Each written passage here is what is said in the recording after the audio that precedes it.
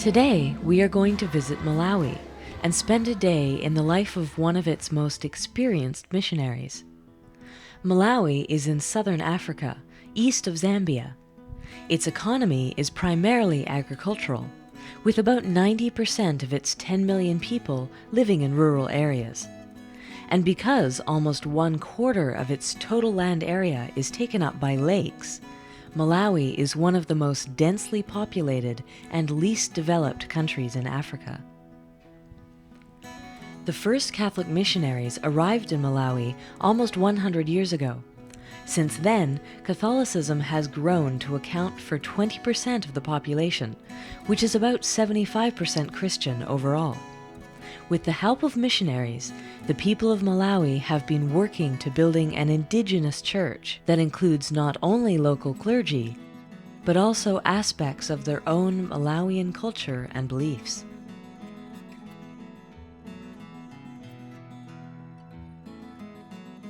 Today, we'll be meeting Father Brian Quigley, originally from Newfoundland, Canada. Many people ask me the question why I became a Cambodian missionary, and I cannot put my finger on it. Okay, it's a combination of many events, many people, and I felt that there was a broader horizon out there that was challenging me. I guess I still wanted to stretch my life a little bit, or to be stretched, and certainly becoming a missionary has done that.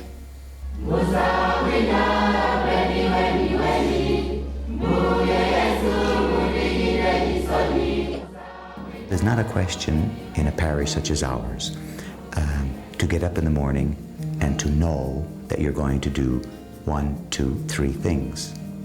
You may plan a variety of activities, but there's great spontaneity, because traveling to the chapel, on your way you see a school.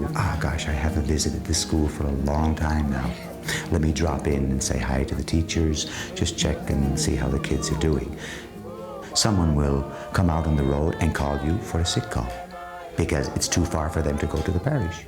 So you stop, you administer the sacraments. When I come to celebrate the sacrament of the anointing of the sick, people stop what they are doing, come together and to celebrate, because there is someone in need of our prayer and our support. It's my faith that there is power in all of us being together.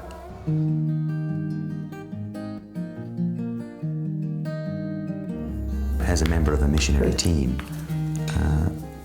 we share our ministry, our experiences, our ideas. We do our planning together.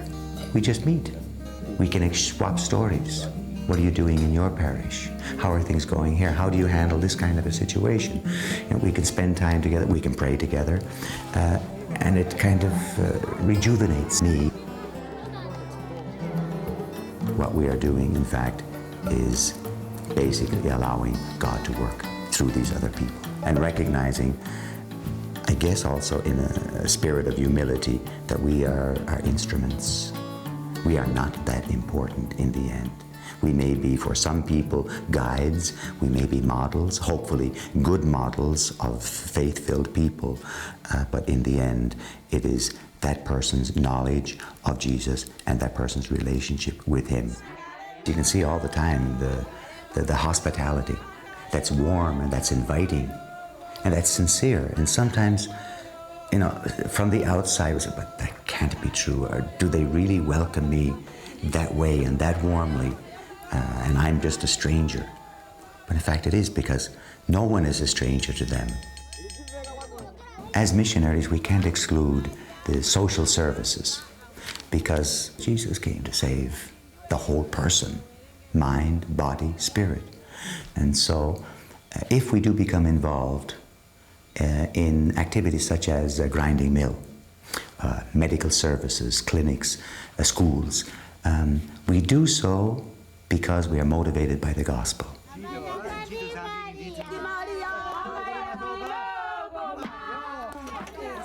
Here there's a certain sacredness about water. Perhaps it comes from the fact that there's a scarcity of water. Perhaps it comes from the fact of the hardship involved in bringing water from long distances from the river. But when water is present, there is joy.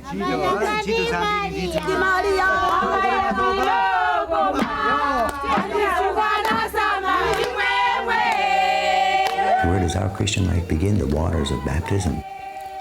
At a certain point to me, it means that mission is life. Mission is love, because we are all commissioned when we have been baptized in the water of life through Christ. Okay, zikomo kwambiri. Tiwonana mawa. Okay. Okay, chabwino zikomo.